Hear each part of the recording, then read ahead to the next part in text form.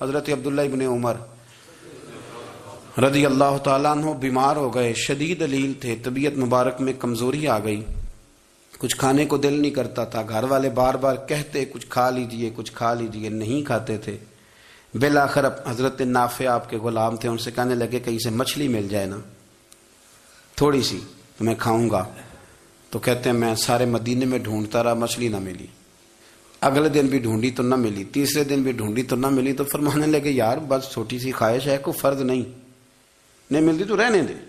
کہتے ہیں چوتھے دن مچھلی مل گئی، میں 1.5 دینار کی مچھلی لایا، لا کے حضرت عبداللہ ابن عمر رضی اللہ تعالیٰ عنہ کے سامنے جو مچھلی رکھی تو آپ نے لقمہ روٹی کا توڑا تھا، مچھلی کو لگانے لگے کہ دروازے پہ فقیر نے آ کے آواز دی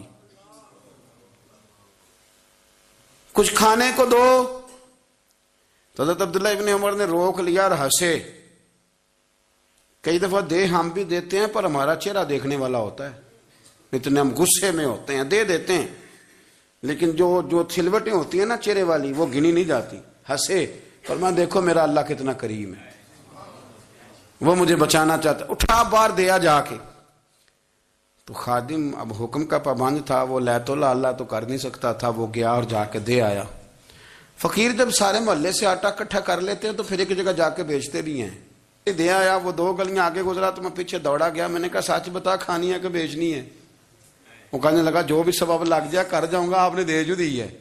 تو کہتا ہے میں نے اسے کہا کہ یہ 1.5 دینار کی میں نے خریدی تھی، اگر تو 2 دینار کی مجھے بیچ دے تو آج کل مچھلی مدینے میں مل نہیں رہی، تو میں اپنے آقا کو دے دوں گا، وہ یہی کھائیں گے، بیمار ہیں۔ تو کہنے لگا جی بسم اللہ، مجھے کیا اعتراض ہے، 2 دینار مل رہے ہیں، 1.5 کی مچھلی، اور 1.5 کی بھی کسی نے نہیں خریدنی تھی، اب تو پک گئی۔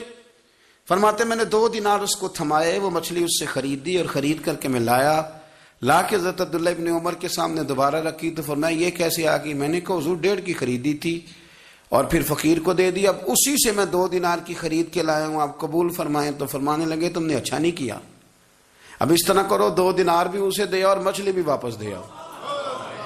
عرض کی حضور کیوں؟ فرمایا تم نے قرآن نہیں پڑھا؟ حضور پڑھا ہے۔ فرمایا رب فرماتا ہے لن تنالوا البر حتی تنفقوا مما تحبون، تم بھلائی کو اس وقت پہنچو گے جب اپنی پیاری چیز راہ خدا میں خرچ کرو گے۔ امام غزالی نے لکھا ہے، فرمانے لگے دیا، تو وہ حضرت نافع کہتے ہیں میں دینے گیا، دے کے واپس آیا تو کچھ پریشان تھا کیونکہ مجھے بھی 4 دن ہو گئے تھے نا تلاش کرتے، تھوڑی تھوڑی طبیعت میں مایوسی تھی کہ اتنی محنت سے میں نے لایا اور آپ نے واپس کر دی۔ تو حضرت عبداللہ ابن عمر نے مجھے قریب بٹھایا، پھر مجھے تھپکی دی، فرمانے لگے پتر میں نے ویسے بھی کبھی جھوٹ نہیں بولا اور آج کل تو میں ویسے ہی بیمار ہوں، ٹائم ہی نہیں، وقت ہی نہیں، موقع ہی نہیں جھوٹ بولنے کا، میں تجھے سچ بتاؤں مجھے مچھلی کھا کے اتنا سکون نہیں ہونا تھا جتنی اللہ کے راستے میں خیرات کھا کے مجھے سکون ہوا۔ تو تجھے تو میری راحت سے غرض ہے نا کہ مجھے راحت کیسے ہوتی ہے، تو مجھے سکون ملا ہے راہ خدا میں دے، میں نفسانی خواہش پوری کر لیتا تو یہ میرا نفس کل پھر مجھ سے مچھلی مانگتا، پرسوں کہتا نہیں چھوٹے گوشت کی یخنی بھی چاہیے۔ ہم لوگ الجھ گئے ہیں، بہت بڑے قیدی ہیں اپنے آپ کے، بڑے قیدی ہیں، سارا دن اپنی خواہشات کی تکمیل میں بھاگے رہتے ہیں، بڑے بڑے سونے نوجوان۔ میں ان پہ تنقید نہیں کرتا، مجھے ان پہ ترس آتا ہے، جب میں رات کے اندھیروں میں انہیں ٹیلی فون لے کے چوکوں میں کھڑے دیکھتا ہوں تو مجھے رحم آتا ہے، میں کہتا ہوں دیکھو نفس کی خواہش کے پیچھے یہ کیا مثلاً آخر کیا ہے اس میں، ایک عورت کے پیچھے تباہ کر لیا اپنے آپ کو، یعنی زیادہ سے یہ کوئی مقصود ہے، یہ کوئی مقصد حیات ہے جس کو مقصد بنا لیا ہے؟ میرے عزیز بات کو سمجھ لیں، اتنا خوبصورت آدمی ہے اور اتنا اس کا اونچا قد کاٹ ہے، اور کیا کس کے پیچھے یہ بھاگا ہوا ہے؟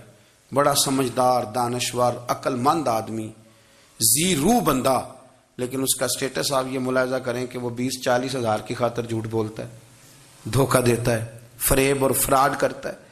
ہم اپنی نفسانی خواہشات کے پیچھے اس طرح بھاگتے ہیں کہ ہم اصل سے رہ جاتے ہیں۔ میری باتوں کی سمجھ آ رہی ہے آپ حضرات؟ تھوڑا تھوڑا کر کے، ایک ایک کر کے ان کی باتیں کم مانیں۔ وہ ضروری تو نہیں نا کہ سویرے ناشتہ بازار سے اپنی مرضی کا تگڑا کیا ہے، بازار سے لا کے پوڑیاں چنے بہترین کھائے، اور پوڑیاں چنے ابھی کھائے نہیں، شاپر میں ڈالے ہوئے ہیں، اور وہ لے کے ابھی آ رہا ہے تو ساتھ ہی رستے سے گوشت بھی چھوٹا اچھا لگا تو 2 کلو وہ بھی لے آئے کہ پوڑیاں چنے کھاؤں گا اور دوپہر کے لیے گوشت پکاؤں گا. وہ پہلے یہ تو کھا لے صاحب, اس سے تو نجات پا لے. یہ پتہ نہیں ہضم ہوتا ہے کہ کچھ اور کرتا ہے تیرے ساتھ, لیکن وہ گوشت بھی ساتھ لے آیا. یعنی ٹیبل پہ, ناشتے کے ٹیبل پر بیٹھ کے فیصلہ ہو رہا ہوتا ہے کہ ہم نے کیا کھانا ہے, ہم نے کدھر جانا ہے. سنگیو یاد رکھو, باتوں کو سمجھو اور غور کرو. یہ تھوڑا تھوڑا کر کے جب ہم چھٹکارا حاصل کرنے کی کوشش کریں گے نا, چھٹکارا حاصل کرنے کی, کہیں جگہ سے کسی جگہ سے اگر آپ کو تنبیہ ہوتی ہے نا, تنبیہ, اس میں بھی بڑا مزہ آتا ہے. اس میں بڑا, ہمارے ایک بزرگ تھے تو ایک دن نا میں گیا تو کہنے لگے الحمدللہ آج میں بڑے سکون میں ہوں. میں نے کہا جی وہ کیا ہوا؟ کہنے لگے میں اپنے آپ کو بڑا پیر صاحب سمجھنے لگ گیا تھا.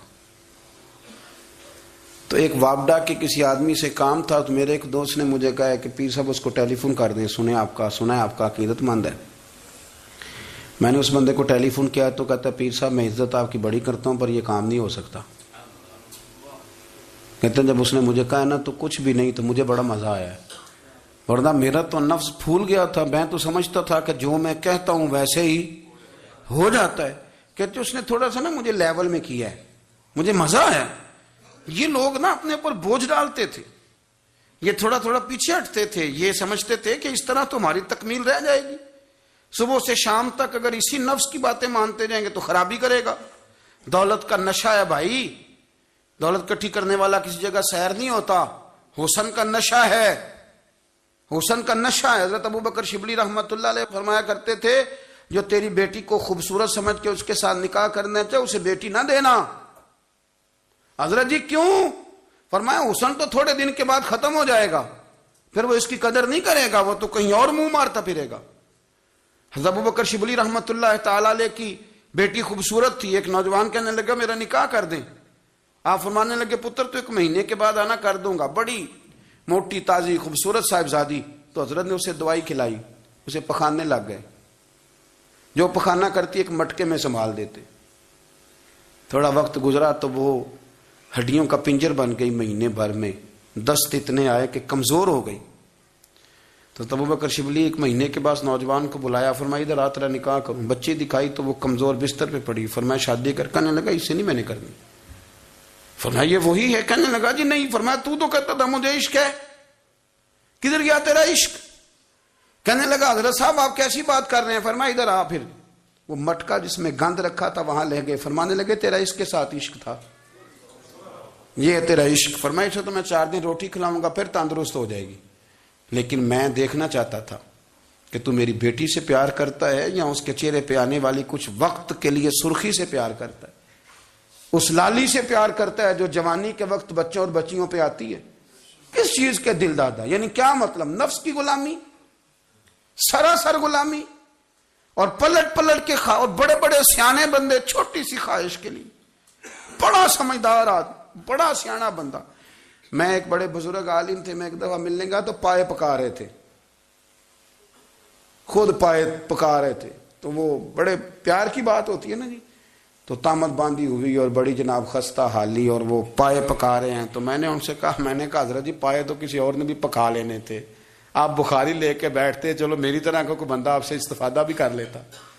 اب پائے آپ لائیں گے, پھر پکائیں گے, پھر آپ کھائیں گے, تو یہ تو 24 گھنٹے آپ کسی کام میں گزر جائیں گے.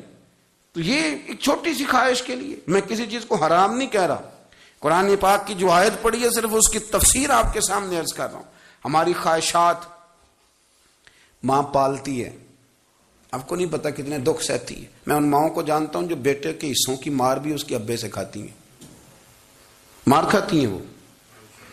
ایک خاتون ایک کان سے سنتا نہیں, میرے پاس ایک دفعہ آئی, کہنے لگی 60 لگ گئی سی, کوئی دعا کر دیں یا کوئی وظیفہ پر, ڈاکٹر کہتے ہیں ٹھیک نہیں ہو سکتے. میں نے کہا باجی صحیح بتاؤ مسئلہ کیا ہے؟ کہنے نہیں کچھ بھی نہیں, مسئلہ کیا ہونا ہے, پتر غلط نکل آیا ہے, اس کا باپ روز مارتا ہے. میں آگے گئی ہوں تو اس نے ایک تھپڑ میرے کان پہ مار دیے, تو پردہ پھٹ گیا. مائیں مار کھاتی ہیں, لیکن وہ پتر جس کو بڑی محنت سے پالا ہے وہ جوان ہوتا ہے تو اماں سے کہتا ہے تجھے چھوڑ دینا ہے, پر جس لڑکی سے میرا ٹیلی فون پہ رابطہ ہے اسے نہیں میں نے چھوڑنا, وہ نہیں چھوڑ سکتی. ہر شے کچل جاتا ہے وہ. اماں کبھی لیٹ کے رات کو سوچتی ہے کہ یہ تو میری کل کمائی تھی, میں تو آج بھی اس کے حصے کے تھپڑ اپنی گالوں پہ برداشت کر رہی ہوں، تو یہ کدھر گیا؟ اردشیر نام کا بادشاہ تھا، حضرت محدث ابن الجوزی آج سے کچھ 700 سال پہلے لکھتے ہیں۔ اردشیر بادشاہ بڑا خوبصورت تھا، جوان تھا، بڑا عقل مند تھا۔ اس نے اس طرح کی قریب قریب کی ساری ریاستوں پہ قبضہ کر لیا۔ بڑا عقل مند زیرک تھا، قبضہ ہو گیا۔ ایک بادشاہ بڑا سخت تھا، اس کے ساتھ جب پنجہ آزمائی ہوئی تو اردشیر کہتا ہے اس پہ میرا قبضہ نہیں ہو رہا تھا، اور جب ہم نے ساری ریاستوں نے مل کے اس پر حملہ کیا تو ایک قلعے کے اندر قلعہ بند ہو گیا۔ اردشیر بڑا خوبصورت آدمی تھا، بڑا سمجھدار تھا، تو وہ بادشاہ قلعہ بند ہو گیا، اس نے کہا نکلنا ہی نہیں۔ اب وہ اندر بند ہے، یک بارگی حملہ کیا تو وہ بڑا بڑا قلعہ تھا اس میں بند ہو گیا۔ اس بادشاہ کی نا جس پر حملہ کیا، اس کی بیٹی اچانک ایک دن قلعے کی دیوار پہ چڑھی تو اردشیر کے حسن و جمال کو دیکھا تو عاشق ہو گئی، اور اپنے ہی باپ کے خلاف اسے کہنے لگی کہ اگر تو میرے ساتھ شادی کا وعدہ کرے نا تو میں تجھے رستہ بتاتی ہوں حملہ کرنے کا۔ اس نے کہا میرا وعدہ رہا، تو رستہ بتا۔ اس نے رستہ بتایا اس لڑکی نے، اور بادشاہ نے حملہ کیا تو اس کا باپ قتل کیا، اس علاقے پہ قبضہ کیا شادی کے وعدے پر۔ ہاں نفسانی خواہش بندے کو اندھا کر دیتی، نہیں سمجھ آتی اس کو میں کدھر جانا ہے، اندھا کر دیتی۔ حملہ کیا، اور جب اس لڑکی کو لے کے آیا نا اپنے محل میں، تو پہلے دن شادی کی پہلی رات تھی، تو بستر بچھایا کنیز نے، تو وہ کبھی کروٹ ادھر بدلتی کبھی ادھر بدلتی، تو بادشاہ کہنے لگا کیا ہے؟ کہنے لگی بستر میں کچھ ہے، مجھے تکلیف دے رہی۔ اس نے چراغ جلائے اور جب بستر اٹھایا تو ایک اتنا سا دھاگا نکلا۔ دھاگے سے عموماً تکلیف نہیں ہوتی، تو اس نے کہا تو اتنی نرم و نازک ہے کہ دھاگا؟ کہنے لگی میرا باپ نا میرے ساتھ اتنا پیار کرتا تھا کہ روز میرا بستر بھی خود بچھاتا تھا، اور اس نے آلہ رکھا ہوا تھا، وہ ناپتا تھا کہ کوئی پایا اونچا نیچا تو نہیں، میری بیٹی کا بیلنس سوتے وقت خراب نہ ہو جائے، اور میرے لیے گوشت اور کپڑے بھی خود پسند کر کے لاتا تھا، کھانے پینے کا خود خیال کرتا تھا۔ اردشیر کہنے لگا اچھا وہ اتنا پیار کرتا تھا، اور پھر تو نے اس کے ساتھ کیا کیا؟ کہنے لگا بلاؤ کنیزوں کو۔ کنیزوں کو بلایا، فرمایا اس کو اٹھاؤ اور جلاد کے پاس لے جاؤ، اسے کہو کہ اس کے بال ایک گھوڑے کے ساتھ باندھے، پیر دوسرے گھوڑے کے ساتھ باندھے، اور ایک گھوڑا ادھر بھگا دے، کدھر بھگا دے۔ یہ جس کے باپ نے اتنا پیار کیا، یہ نفس کی اتنی غلام ہے کہ اس کی وفادار نہیں رہی تو میری وفادار کیسے بنے گی؟ جس نے اتنے نازوں سے پالا کہ دھاگا اسے برداشت نہیں۔ او یارو یاد رکھو، اگر نفس کی غلامی کرو اور بڑے بڑے وفاداروں کو چھوڑ کے غلامی کرو تو پھر کہو وفادار مل جائیں، کوئی بول وا لڑا نہ بول بیٹھی ہوں خسم ناراض بڑ بولیاں دے، کہاں سر کھائے تے بلبل ٹھنڈ پائے، بڑے فرق نہیں سجنا بولیاں دے، جڑیاں خسماں دی وچ رضا وسن، پاگ جاگ جاندے انہاں گولیاں دے، آپ ادلیاں نو سردار پین تکے تے شرما والیاں نو چوٹے ڈولیاں دے۔ اپنے نفس کے پیچھے چلو گے تو یہ تباہی ہے۔ جب ہم نے کسی سے وفا نہیں کی تو یہ کیا امید ہوئی کہ دنیا ہم سے وفا کرے گی؟ اللہ رسول کی مرضی کے مطابق اصول پسند زندگی بنائیں، ایک ایک کر کے اپنی خواہشات سے پیچھے ہٹیں، تھوڑے پہ گزارا کرنا سیکھیں، اپنے نفس کو سمجھائیں۔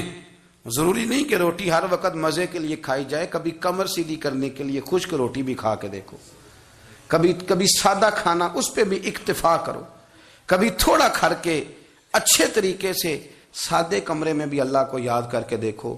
نفس کے پیچھے نہ بھاگیے گا، تباہی کرے گا۔